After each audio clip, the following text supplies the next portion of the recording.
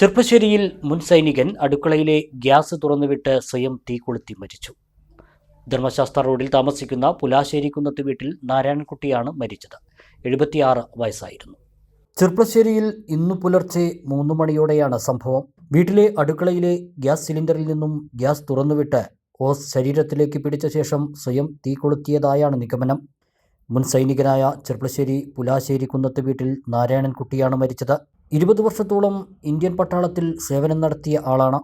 വീട്ടിൽ ഒറ്റയ്ക്കായിരുന്നു താമസം.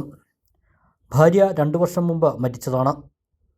പുലർച്ചെ വീട്ടിൽ നിന്നും ശബ്ദവും തീയും കണ്ട് അയൽവാസികൾ വന്നു നോക്കിയപ്പോഴാണ് ദേഹത്ത് തീ പടർന്ന നിലയിൽ നാരായണൻകുട്ടിയെ കാണുന്നത്. അപ്പോഴേക്കും ഒന്നും ചെയ്യാൻ കഴിയാത്ത ഘട്ടമായിരുന്നു. ഇവിടെ വച്ച് തന്നെ നാരായണൻകുട്ടി മരണപ്പെട്ടു. വീടിൻ്റെ അടുക്കളയോട് ചേർന്ന് പിൻഭാഗത്തായാണ് സംഭവം. നാട്ടുകാർ അറിയിച്ചതിനെ തുടർന്ന് ചെർപ്പശ്ശേരി പോലീസ് സ്ഥലത്തെത്തി മേൽനടപടികൾ സ്വീകരിച്ചു. ഇൻക്വസ്റ്റ് നടപടികൾക്ക് ശേഷം മൃതദേഹം പോസ്റ്റ്മോർട്ടത്തിന് കൊണ്ടുപോകും. സ്മിത, റീന, റിജു, സിനി എന്നിവർ മക്കളാണ്.